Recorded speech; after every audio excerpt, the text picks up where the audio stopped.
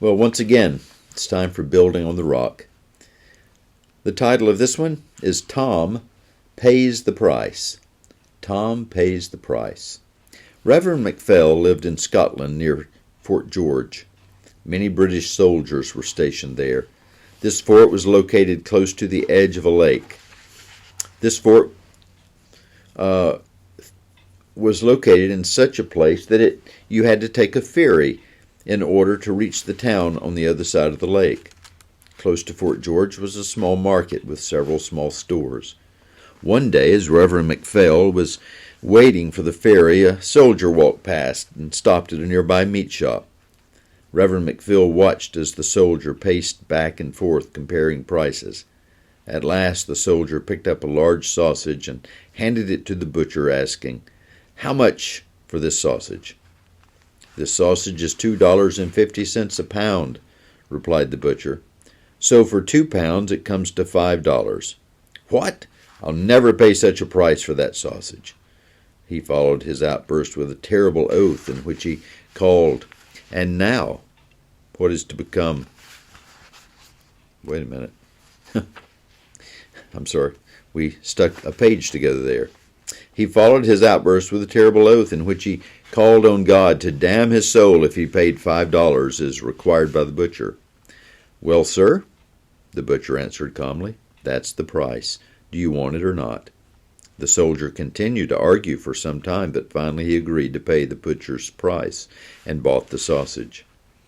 Reverend MacPhail stood in shocked silence as he listened to the soldier's awful words.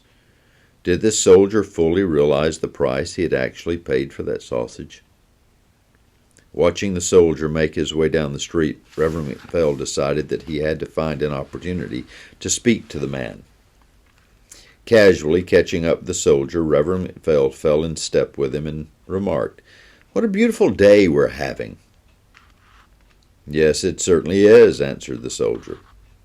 Are you stationed here at Fort George?" "Yes. What a boring place it is," he said. "All we ever do is drill, drill, drill." "I can hear from your accent that you're from England. What's your name?"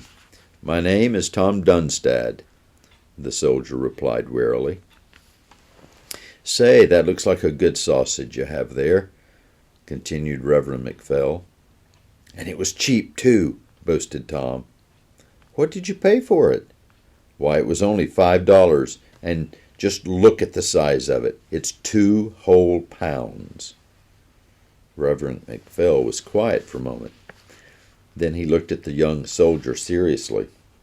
"My friend, you have paid a much higher price for that sausage than you know." Tom looked at him with surprise. "No way.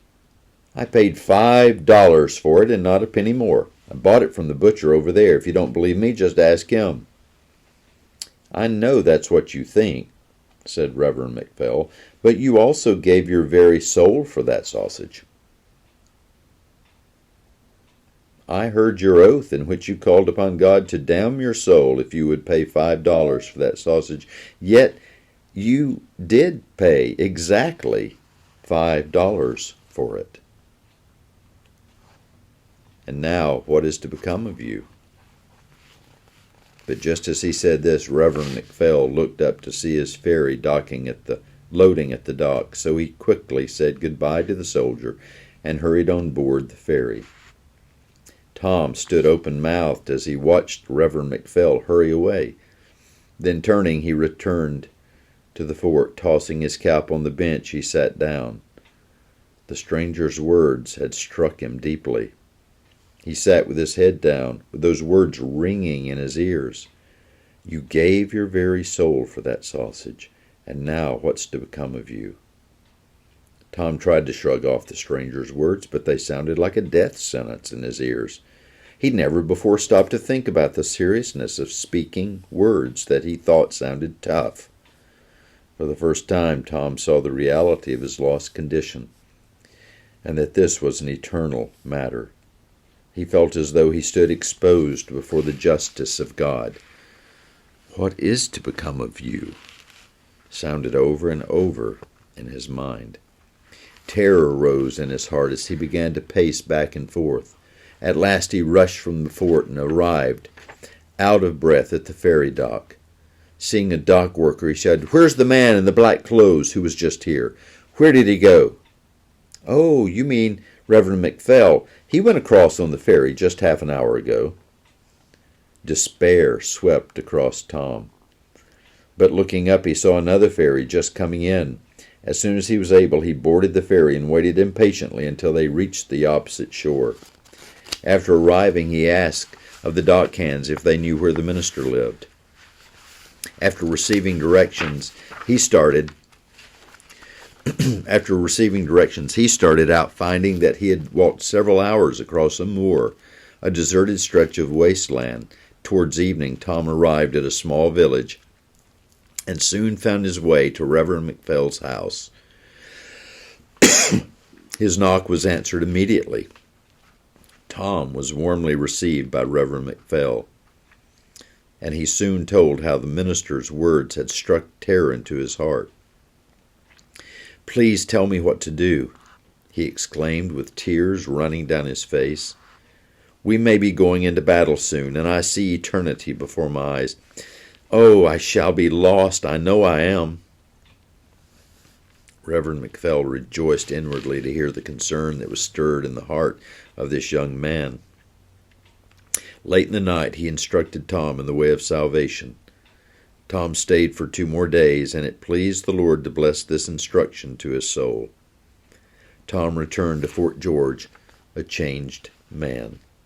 He returned to the butcher and asked forgiveness for the terrible way in which he had spoken to him.